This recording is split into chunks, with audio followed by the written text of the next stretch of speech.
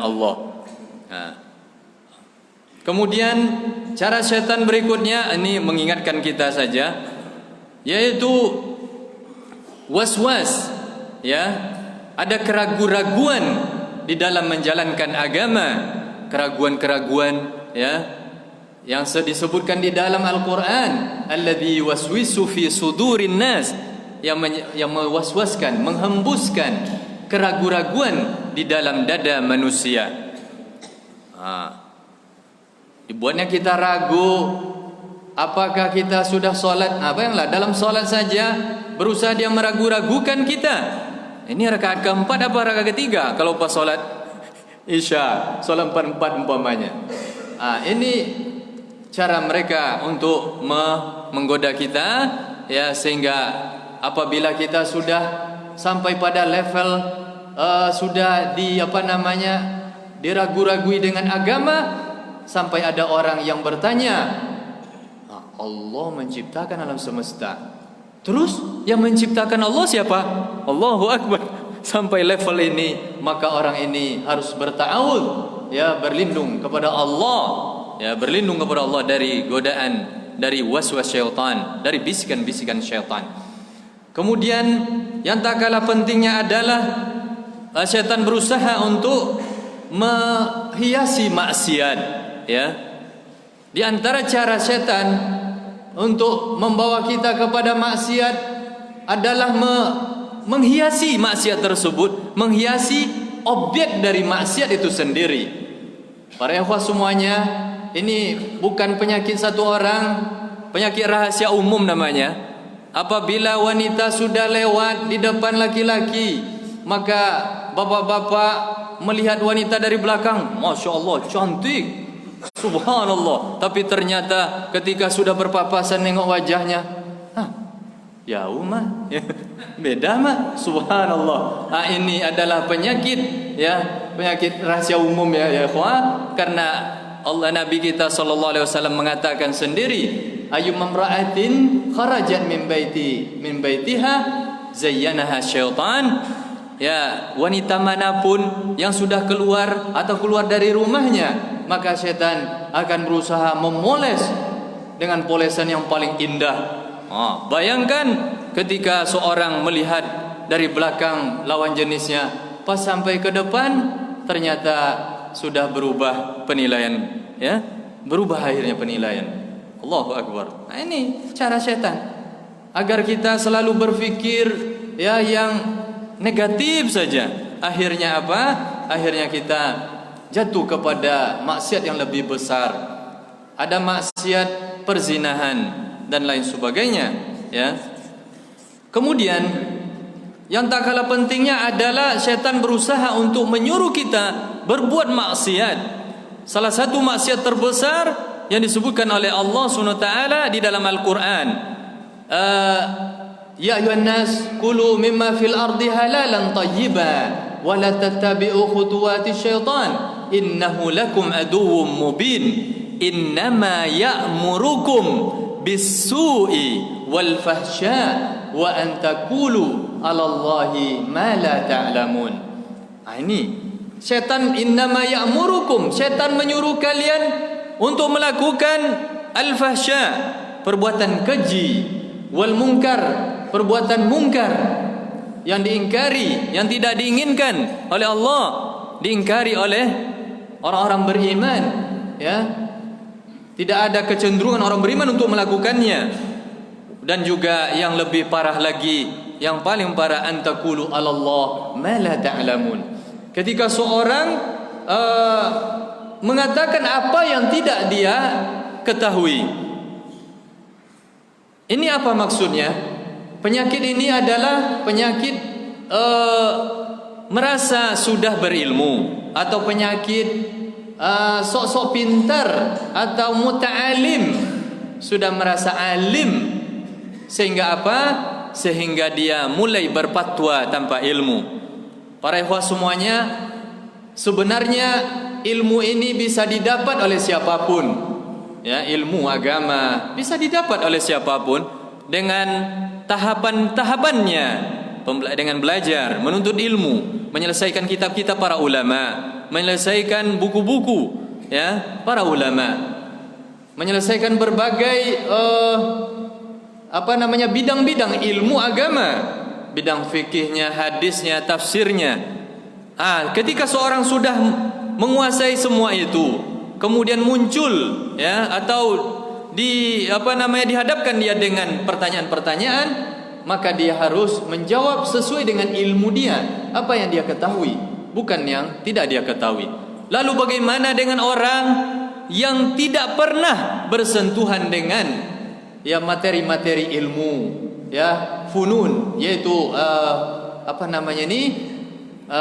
berbagai macam fak-fak ilmu, ya berbagai macam ragam ilmu-ilmu yang harus mendasari seorang yang memberikan fatwa, yang harusnya dia atau bisa dia memberikan fatwa. Tidak bersentuhan dengan itu, makanya berat ketika seorang ditanya tentang ilmu, maka dia harus mengembalikannya kepada orang yang lebih alim daripadanya. Ini para ikhwah semuanya ada di antara kawan-kawan ahlu sunnah, ikhwah atau akhwat ahlu sunnah, ketika mereka sudah menjadi guru tahsin atau guru tajwid atau guru dalam materi tertentu, ya maka orang sudah menyebut dia ustadz, ustazah, akhirnya mulai berfatwa dengan tanpa ilmu. Allahu Akbar, ini berat ya. Bagaimana dengan orang yang menguasai ya dasar-dasar ilmu, tapi ternyata mereka berhati-hati loh ya kawan. Masih ada di antara mereka ya yang masih bisa berhati-hati dan memaksa dirinya untuk berhati-hati, diserahkan kepada orang lain. Kayak gitu. Tapi ini sebagian yang kita katakan tadi sudah mulai berani untuk memberi fatwa. Bahkan untuk apa? Untuk kitab atau masalah syirik aja tidak paham. Ya, apa itu syirik, apa itu kufur, apa itu nifak, ya tidak paham. Ini tentu memberatkan ya ketika seorang berfatwa tanpa ilmu. Dan yang tak kalah pentingnya, berfatwa tanpa ilmu adalah seorang itu seakan-akan mengangkat derajat dia sampai level Rabb, level Tuhan loh ya kawan. Bagaimana tidak? Allah SWT mengatakan ini haram, tapi dia mengatakan halal. Kan sebanding tuh. Berarti kan dia sudah mengangkat dirinya menjadi Tuhan selain Allah.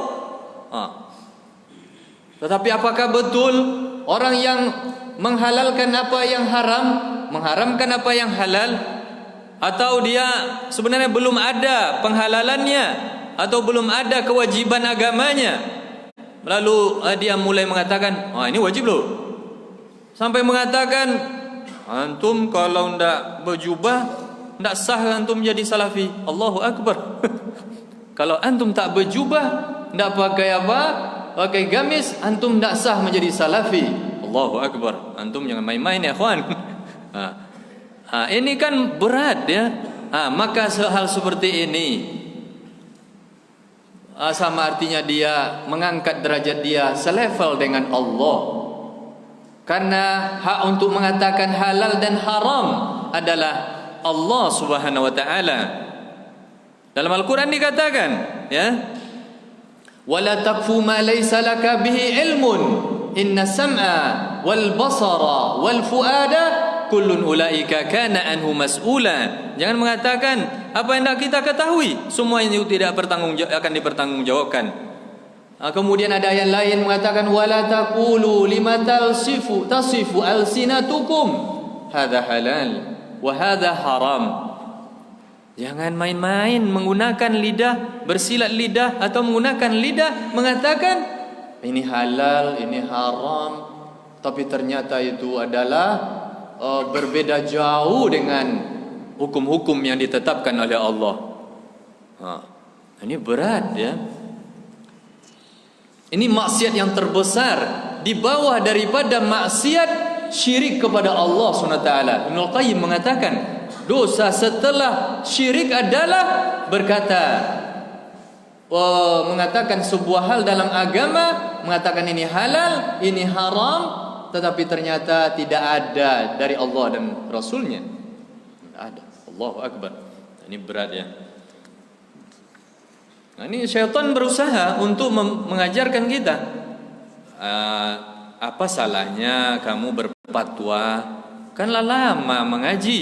Ini kan cara syaitan tuh.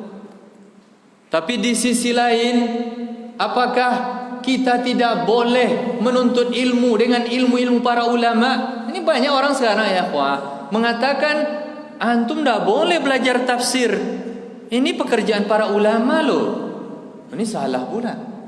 Belajar itu boleh, membaca kitab-kitab para ulama boleh. Silakan dibaca. Apakah itu buku-buku syarah hadis, tafsir Al-Quran, baca. Ada yang meragukan, ada yang tidak dimengerti, tanya kepada para ulama, para duat, orang-orang yang berilmu. Boleh. Bahkan terkadang banyak orang yang mengendurkan semangat para pemuda menuntut ilmu. Saya menemukan dulu ya kawan, ketika di Jakarta, ketika saya duduk sama Ustaz Abu Qatadah, anak muda, maklumlah awak baru tamat pondok. Ketika saya membawa buku tertentu lalu dilihat oleh jamaah yang bukan dari pesantren, apa katanya? Enggak boleh antum baca buku kayak gitu. Apa pula enggak boleh? Membaca buku masa enggak boleh? Ada yang kayak gini, ya. Artinya apa? Ini mengendurkan semangat para pemuda membaca kitab-kitab Ahlus Sunnah, kitab-kitab para ulama, kitab tafsir, syarah hadis, Fathul Bari umpamanya.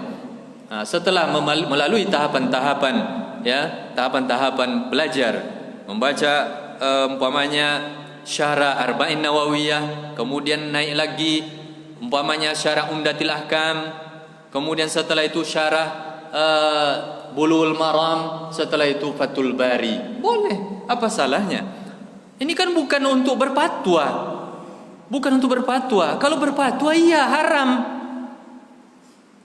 Jadi ini ya cara-cara syaitan untuk memalingkan kita. Kemudian yang tak kalah pentingnya adalah syaitan berusaha untuk menggoda kita dengan perangkap-perangkapnya, yaitu tadarruj, yaitu bertahap-tahap. Bertahap dia menggoda kita ya kawan. Apa kata Ibnu Qayyim Al-Jauziyah? Syaitan itu pertama sekali dia usahakan untuk menggoda kita untuk jatuh ke dalam syirik. Kalau tidak berhasil, dia berusaha untuk menggoda agar kita jatuh ke dalam maksiat, dosa besar. Tidak juga bisa maksiat kecil, tidak juga bisa kepada perbuatan-perbuatan makruh. Kalau yang penting dia melakukan yang makruh dulu, meninggalkan sunnah yang ada, salat, sunnah puasa, sunnah yang lainnya. Tidak juga bisa umpamanya dia bawakannya kita, digodanya kita untuk meninggalkan yang fadilah, yang utama, yang utama-utama. Apa itu yang utama? Menuntut ilmu. Apa kata Ibnul Jauzi? Di antara cara syaitan untuk menggoda kita adalah membuat kita tidak menyukai ilmu. Kemudian kita lalai, setelah itu kita berpaling dari Al-Quran, berpaling dari agama. I'rad, berpaling. Jadi pertama kita tidak tahu, bodoh. Kemudian setelah itu berlanjut kita apa tadi? Lalai. Ya lalai, sudah tu barulah level terakhir, yaitu berpaling. Itu cara setan. Ini Ibnul Jauzi yang mengatakan, kenapa dengan kita bodoh maka kita akan terus melupakan ilmu, lupa-lupa, ya. Baru setelah itu kita berpaling dari agama ini. Dan inilah penyebab kita semakin hari semakin kesat hati kita, semakin keras hati kita. Bayangkan ada di antara ikhwan Ahlus Sunnah yang meninggalkan majelis ta'lim secara total. Ada yang meninggalkan setengah-setengah karena merasa memang sudah alim. Udah puluhan tahun kok Ustaz menuntut ilmu, itu yang disampaikan Ustaznya. Ya, itu yang disampaikan. Allahu Akbar. Ketahuilah ilmu ini semakin dibahas, ya semakin mengingatkan kita kepada akhirat kita. Kalau kita semakin hari semakin mengingat apa yang disampaikan, maka bisa saja ke depan kita diminta untuk menyampaikan agama pula. Tapi itulah tadi, ya, banyak orang yang tidak mau. Al-Quran menyebutkan, jangan kita seperti Yahudi. Ini majelis taklim hadirnya hanya umpamanya tabligh akbar aja atau daurah-daurah saja. Sementara majelis taklim yang rutin itu sepi peminat, betul-betul sepi. Ya Allah ya Rabb, ya. Apa kata Al-Quran? Alam ya'ni lilladina amanu an takhsha'a qulubuhum li dzikrillah. Apakah belum sampai atau belum datang waktunya bagi orang beriman agar lembut hati mereka, agar khusyuk hati mereka untuk zikir, mengingat Allah. Alam ya'ni lilladina amanu an takhsha'a qulubuhum li dzikrillah wa ma nazala minal haqq. Dan dia wa ma nazala minal haq, dan dia memang betul-betul beriman atau khusyuk menerima Al-Quran, senang menerima Al-Quran, senang membaca Al-Quran. Kalau belum ada kecintaan kepada membaca Al-Quran, belum berhasil menuntut ilmu, ya kawan. Belum berhasil. Ini Al-Quran mengatakan wa ma nazala minal haq wala yakunu kalladzina utul kitaba. Dan jangan pula seperti ahli kitab Yahudi dan Nasrani. Min qablu fatala alaihimul amad. Min qablu, yang dulu-dulu model orang-orang Yahudi Nasrani dulu. Apa kesalahan mereka? Lama betul tidak diingat dengan agama, dengan ilmu agama. Lama betul mengaji kayak kura-kura. Kadang muncul, kadang tenggelam, ya kan? Muncul, tenggelam. Orang rutin, awak enggak, kan gitu. Ini model mengaji kura-kura, ya. Fatala alaihimul amadu. Lama betul tidak diingatkan oleh agama.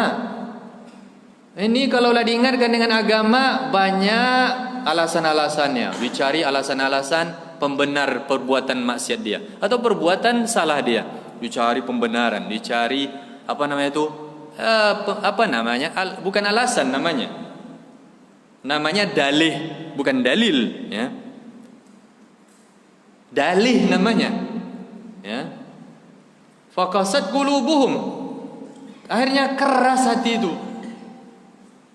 Nah, inilah penyakitnya ketika pengajian atau mengaji itu tidak rutin. Bayangkan saja ya kawan, orang yang rutin belajar saja itu setan terus menggoda supaya malas.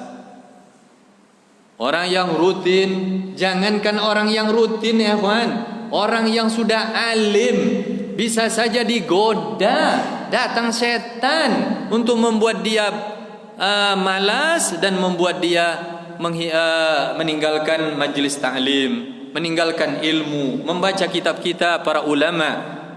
Bayangkan ya akhwah, para ulama tuh membaca kitab ada yang sampai 14 jam sehari. Kalau kami enggak Ustaz, 14 menit. Kan beda kan? 14 menit pun saat itu malah buku yang membaca kami. Gimana caranya Ustaz? Iya, buku ada di kepala, tidur gitu. Ini modelnya. Ini bayangkan ulama saja segitu, belasan jam. Para duatnya berjam-jam membaca kitab. Para duat pun dihinggapi oleh penyakit, yaitu malas duduk di majlis para dai, para ustaz yang lebih berpengalaman kadang. Itu. Apa dasarnya syaitan memang menggoda kita dengan bertahap? Dalam Al-Quran dikatakan, wala tattabi'u khutuwatis syaitan innahu lakum aduwwum mubin. Jangan ikuti langkah-langkah setan. langkah-langkah syaitan. Jangan kita anggap syaitan itu akan menggoda langsung untuk melakukan perbuatan yang besar seperti perzinahan. Tidak. Tetapi dia berusaha untuk apa? Untuk add di medsos, add dulu cewek cantik umpamanya. Setelah itu ya, kenalan, nyapa, assalamualaikum. Kemudian ngajak solat tahajud, la ilaha illallah. Kemudian setelah itu macam-macam lah, kopi darat ya. Nauzubillah ya kawan. Jangan dianggap kalau setan tidak ada di medsos, setan tidak ada di Facebook, WhatsApp dan sebagainya ya. Allahu Akbar ya. Ini tahapan-tahapannya ya. Dan ada orang yang merasa dirinya bersih. Apa katanya? Ketika pasangan hidupnya, istrinya mengatakan, "Bang, janganlah main Facebook terus, Bang. Alah dia ni suzon kali-kali sama orang." La ilaha illallah. Suzon kali sama orang kata. Padahal bisa dia apa tuh medsos memang setannya banyak. Bergentayangan. Dia malah menganggap dirinya, nak kan jatuh abang lo dalam maksiat do deh. Abang kalau mengaji sunnah lah lama. Ya Allah, dikiranya dia sudah bersih betul ya, membersihkan dirinya, menganggap dia sudah sempurna. Akhirnya terjadi juga apa yang terjadi. Baik. Kemudian cara setan lainnya adalah menggoda kita adalah dengan masuk dia ke badan yang disebut, ada sebagian kesurupan tingkat tinggi, ada kesurupan ringan, yaitu yang disebut dengan mas ya. Al-masu yaitu kesurupan ringan, dan ada kesurupan yang level tingginya. Kesurupan ringan umpamanya kita ya kawan, dalam mimpi-mimpi kita ditemukan dengan yang aneh-aneh yang membuat kita sedih ya, kesedihan demi kesedihan. Akhirnya terpikir panjang aja apa yang kita mimpikan. Iya kan, terpikir panjang sepanjang-panjangnya.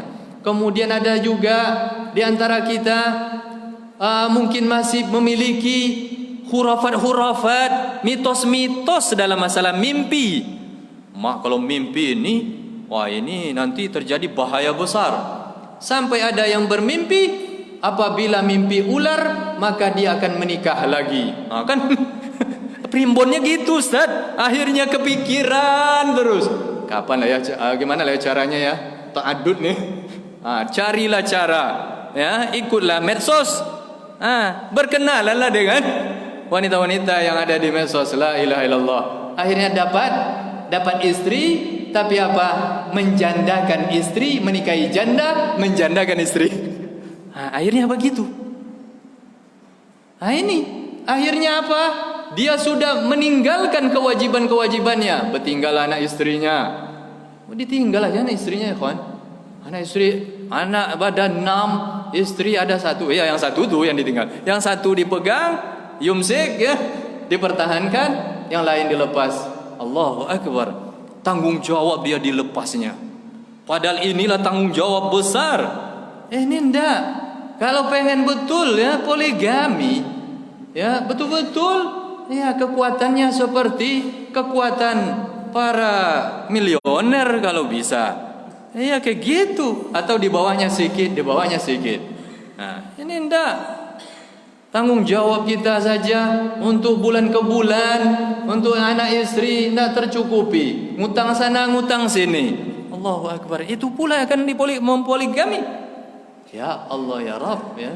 Ustaz tu kan anda yakin tu ya apa rezeki Allah tu Ustaz. Itu pula yang dikatakan orang berhutang-hutang, kecuali kalau seandainya ada peluang rezeki yang lain. Nampak realistis sikit apa ini salahnya realistis ya terhadap sesuatu. Baik. Kemudian ada juga jenis ya kesurupan, yaitu sampai level kita sudah masuk ke dalam otak kita ya. Segala sesuatu terbayang maksiat aja. Ini kesurupan ke tingkat tinggi juga. Segala sesuatu itu pikirannya maksiat aja, dipenuhi oleh maksiat. Segala sesuatu harus pemuasan hawa nafsu. Ini naudzubillah. Dan level berikutnya adalah gila. Ya. Level yang paling berat itu adalah kesurupan tingkat gila. Ini mengerikan. Ya. Apa salah cara-cara setan untuk membuat kita kesurupan? Di antaranya adalah anak-anak kecil, ya. Anak-anak kecil yang dimasuki oleh setan, karena memang setiap anak yang dilahirkan itu ada setan, ada qarin yang menekan perutnya sehingga anak itu sebagian ulama mengatakan sebagian anak itu menangis, ya. Ini bentuk gangguan. Kemudian ada juga bentuk gangguan adalah penyakit-penyakit, ya, di dalam badan. Penyakit-penyakit yang ada dalam badan itu juga termasuk gangguan setan, ya. Ada penyakit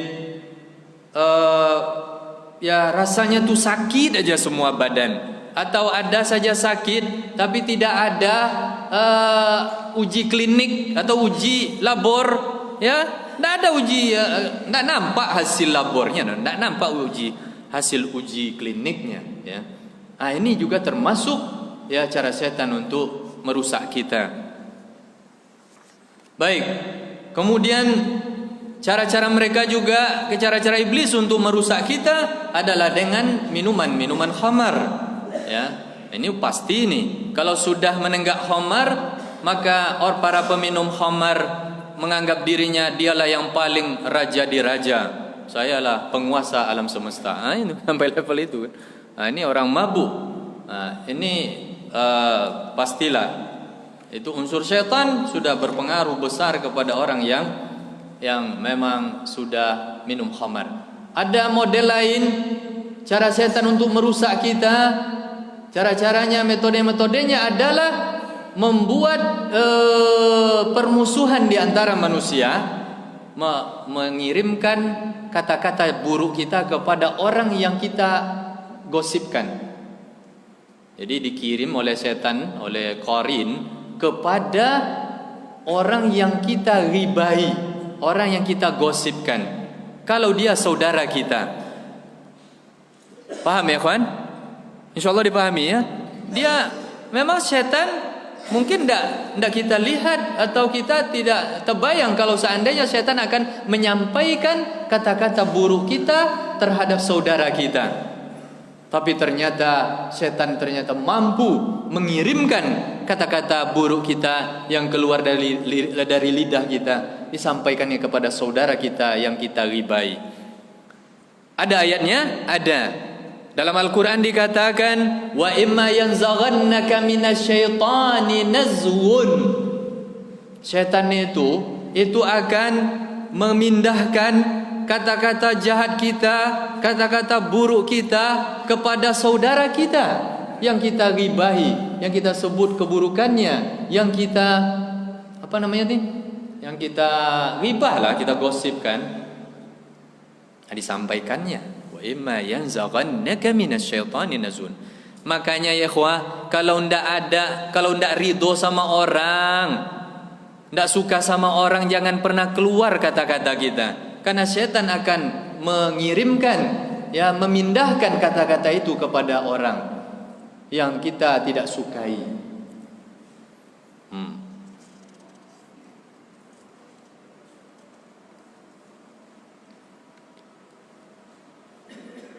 Bukankah Nabi Yusuf waktu itu termasuk, ya, Nabi Yusuf dengan saudara-saudaranya itu ada usaha setan untuk merusak mereka. Akhirnya pecah, ya, satu ayah pecah belah, berpisah dengan berbagai macam makar yang dilakukan oleh anak-anak yang sebelah ibu yang berbeda. Artinya ya dengan ibu yang berbeda. Kemudian ada cara setan juga merusak kita dengan menggelincirkan kita. Menggelincirkan, artinya merubah kita dari baik menjadi buruk. Yang sebelumnya kita baik, yang sebelumnya kita istiqamah, berubah juga akhirnya. Al-Quran menyebutkan فأزلهما الشيطان عنها فأخرجهما مما كانا فيه. Setan berusaha untuk menggelincirkan mereka berdua, yaitu Nabi Adam dan Hawa. Akhirnya mereka diterkeluarkan dari surga, ya. Ini insyaallah dipahami lah ya oleh ikhwah semuanya. Berikutnya ada cara lain. Cara-cara setan adalah mencampur adukkan antara hak dan yang batil. Dicampur-campur atau di apa namanya nih? Didatangi orang yang sedang taat atau orang yang sedang menerima nasihat atau orang yang sedang memberikan ilmu atau mungkin meruqyah, datang setan untuk mengganggu, ya kawan, diganggunya. Akhirnya yang meruqyah bahkan sedang meruqyah, setan datang loh ya kawan, datang untuk apa? Mengganggu bacaan orang yang meruqyah. Itulah cara mereka. Apalagi dalam mengisi pengajian, ya, apalagi jemaahnya ngantuk-ngantuk, yang tadinya dikatakan oleh ustadznya haram, kata ustadznya, pulang-pulang membawa fatwa halal katanya. Akan payah tuh ya kawan. Ini cara setan ini, talbis, ya. Dibuatnya antum, dikacaunya pemahaman antum. Ya, dikacaunya. Ngisi pengajian bisa saja setan datang untuk mengacau, ya. Sampai segitulah ya setan tuh. Ya, siapa sangka ya, subhanallah. Baik, karena waktu masuk, silakan azan, tapi kita lanjutkan bisa 10 menit. Ya, silakan. Wassallallahu ala Muhammadin wa sahbihi ajmain.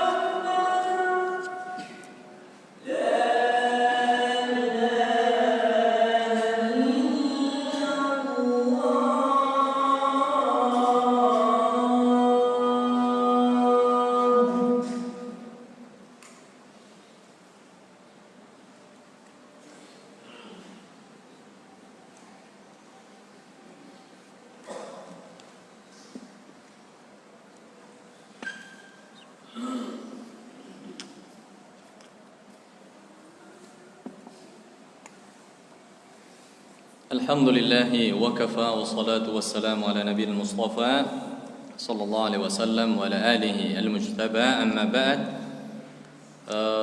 Pada sesi kedua ini kita melanjutkan apa yang kita bahas tadi. Di antara cara syaitan untuk merusak dan menyesatkan kita adalah dengan ikut bergabung bersama manusia, bergabung di dalam harta dan anak, ya, yang disebut dengan musyarakah, ya, bergabung ketika kita menggunakan harta, ya, apakah itu menggunakan, maksudnya mengkonsumsi ataupun dalam memberikan keputusan untuk mengeluarkan harta, dan juga dalam masalah aulad, yaitu anak, dia ikut bergabung bahkan untuk, ya, untuk berhubungan dengan pasangan hidup kita. Setan berusaha bergabung, ya, untuk apa? Untuk hubungan suami istri saja. Mereka berusaha masuk bersama kita, ya, apabila kita tidak melakukan atau membaca doa yang diajarkan oleh Nabi kita sallallahu alaihi wasallam. Karena memang Allah SWT memberikan kesempatan besar kepada setan dan anak cucunya, iblis dan anak cucunya, untuk ikut bersama kita dalam hal-hal tadi. Allah menyebutkan wasyarikhum fil amwali wal aulad wa'idhum. Ya, ikutlah bergabung dengan manusia. Ikut bergabung dalam masalah harta dan juga anak. Nah, bahkan di antara yang dilakukan oleh syaitan adalah mereka, anak-anak kita, menjadi fitnah bagi kita dalam hal ketaatan, ya, menjadi ujian untuk taat kepada Allah Subhanahu wa taala. Ya, Nabi kita, Al-Qur'an sendiri yang mengatakan, innama amwalukum wa auladukum fitnah, bahwa harta kalian, anak-anak kalian menjadi ujian bagi kalian. Jangan dianggap harta dan anak tidak akan menjadi ujian sampai ada di antara kita menganggap aman anak-anaknya. Aman kok anak saya, Ustaz, anak saya bisa diarahkan, anak saya bisa diajari yang baik. Tetapi ternyata akhirnya anak itu menjadi ujian besar baginya, karena terlalu memuji anak, terlalu mentazkiyah, mensucikan anak. Tidak akan mungkin salah, tidak akan mungkin maksiat. Diberikan medsos, diberikan HP Android, Allahu Akbar. Ini kesalahan fatal orang tua ketika mereka menganggap anak kami kanlah di pesantren, Ustaz, kami bekali dengan Android, apa salahnya? Jangan bilang ternyata mereka gunakan untuk apa? Untuk selfie, dikirim ke Instagram, dikirim kemana-mana. La ilaha illallah. Ini apa namanya, kawan? Ini dari sebut nih. Makanya jangan terlalu memuji anak. Anak kami di pesantren, letak di pesantren, kami aman kok. Allahu Akbar. Berapa banyak kami temukan anak-anak putri bahkan, ya, terjadi juga, bukan tidak terjadi apa yang kita sampaikan tadi. Nah, ini tidak benar, ya, ketika kita menganggap anak itu bisa selamat, ya, dengan memberikan kepada mereka sarana-sarana maksiat, ya. Kemudian juga yang tak kalah pentingnya, ya, anak bisa saja menjadi ujian, bisa menjadi penyempurna atau penyejuk hati bagi seorang, penyejuk mata bagi seorang mukmin. Bagaimana kalau seandainya anak kita, ya, setelah kita wafat, mereka ternyata menggunakan harta kepada yang salah. Makanya jangan dianggap anak-anak akan selama-lamanya di depan kita baik, selama-lamanya baik kalau tidak ada di hadapan kita. Nah, ini yang berat, ketika anak-anak kita di depan kita baik, patuh, ya, tapi ternyata di belakang mereka menguji kita, mengetes kita, mempermalukan orang tuanya, ya. Apa ada kaedah di kalangan para ulama, berdasarkan hadis Nabi sallallahu alaihi wasallam, ya, kebaikan-kebaikan anak setelah kita wafat, kebaikan-kebaikan anak akan dikirim kepada kita, keburukan-keburukan mereka tidak akan mengalir kepada kita. Oke, tetapi apa? Harta yang kita tinggalkan untuk anak-anak kita, apakah betul mereka akan menggunakannya kepada yang benar? Ini. Dari sekarang aja kita sudah bakhil, dari sekarang aja kita sudah bakhil untuk berinfak, bersedekah. Lalu tiba-tiba datanglah kematian, harta yang ditinggal begitu banyak, anaklah yang akan menggunakannya. Apakah betul-betul digunakan kepada yang benar? Ya. Kemudian ada hal-hal yang penting juga. Ada di antara orang-orang yang beriman yang tidak peduli dengan apa yang dia ambil, tidak peduli dengan apa yang dia makan, tidak peduli dengan apa yang dia minum, ya. Dia bisa saja mengambil dan memakan tanpa mengetahui halal dan haram sebuah hal. Ini berat, ya. Ingatlah, ini harta haram atau makanan-makanan haram, minuman-minuman yang tidak dibenarkan oleh agama, ya. Tidak boleh oleh agama. Cara mengambilnya tidak boleh. Contohnya, ya kawan, contohnya ketika ada acara-acara bid'ah yang dilakukan oleh sebagian orang, mereka acara bid'ah tersebut mereka sediakan makanan dan minuman, lalu kita sebagai orang yang betul-betul patuh kepada Allah harusnya mengetahui ini betul-betul dari cara yang mana, ini cara halal atau tak halal. Harusnya kita mengambil makanan yang kita makan itu harus dengan cara yang halal. Apabila dia disediakan untuk acara-acara yang bid'ah, apa kata para ulama? Makanan tersebut haram dimakan, ya kawan. Ini fatwa, ya, ulama-ulama kita. Syekh Shalih Munajjid mengatakan haram memakan makanan yang disediakan untuk tahlilan atau maulidan atau yang lain-lainnya. Lalu bagaimana kalau seandainya acara-acara tersebut acara yang haram? Nggak boleh. Berkaitan dengan apa tadi? Fatwa, ya, fatwa berkata tanpa ilmu, ya, berkata tanpa ilmu. Ini hati-hati ketika kita mulai memesan fatwa. Berpesan pula fatwa kepada ustaz tu, berpesan pula fatwa kepada orang tempat kita bertanya. Tahu ada pesanan, dipoles dulu fatwa, pertanyaan tu dipoles, dibuat dulu untuk membenarkan yang salah. Pertanyaannya tidak lengkap, kemudian ditanyakan kepada ustaz. Harusnya pertanyaan itu, ya kawan, disampaikan dengan lengkap, dengan berbagai aspeknya ditanyakan. Jangan pertanyaan umum untuk diterapkan untuk masalah-masalah khusus. Nggak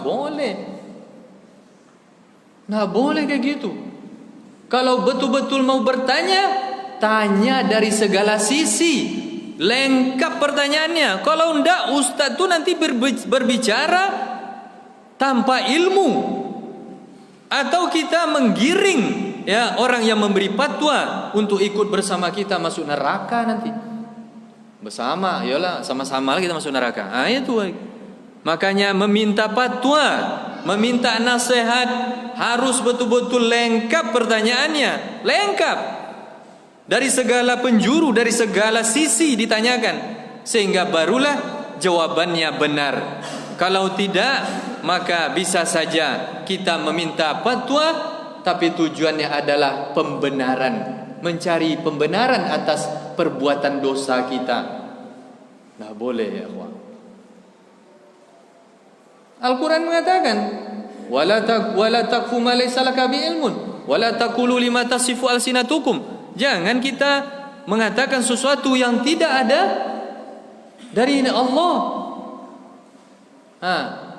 Di sisi lain, makanya mungkin harus belajar juga kita ilmu usul fikih, ilmu dasar-dasar meminta fatwa, ya, dan juga adab seorang mufti yang memberikan nasihat. Seorang yang memberikan nasihat harus bertanya betul, ya, kepada penanya. Harus bertanya betul kepada penanya. Ini maksud antum apa? Maksud antum untuk diterapkan di dunia nyata, di dunia realita atau bagaimana?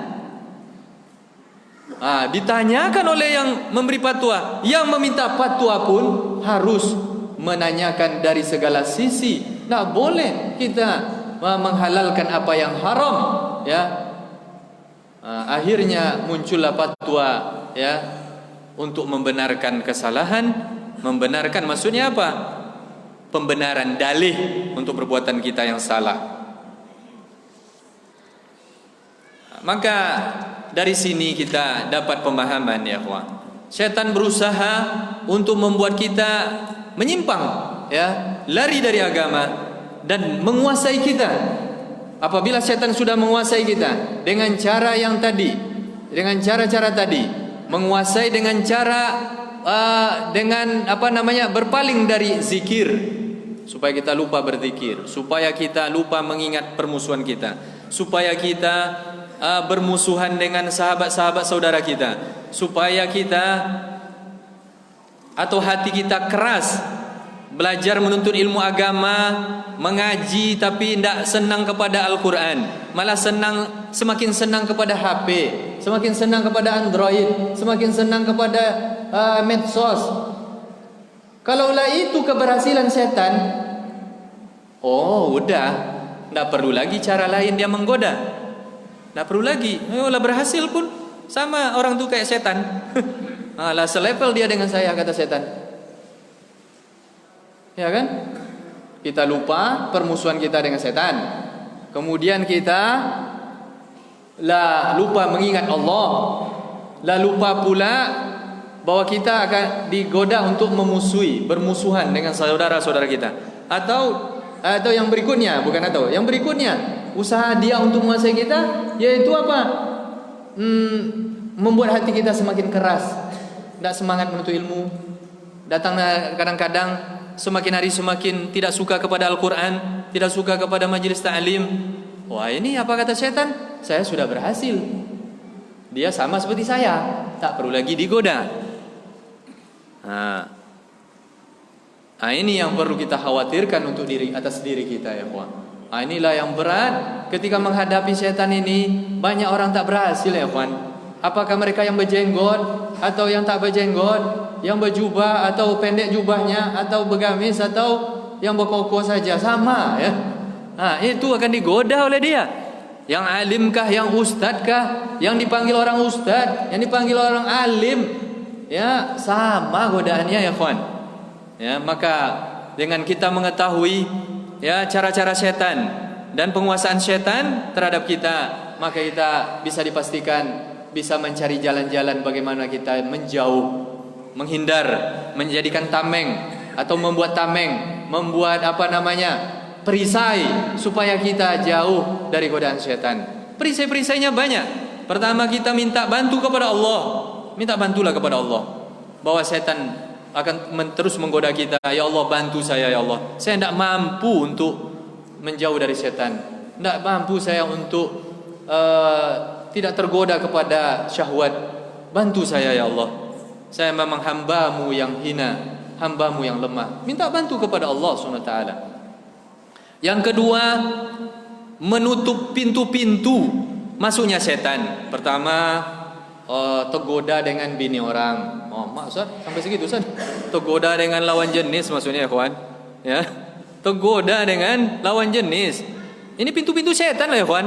Ada 4 pintu setan bisa masuk dengan syahwat, nengok aurat wanita, ketika sedih, ketika kita murung, ketika kita berkhayal, banyak khayalan, panjang angan.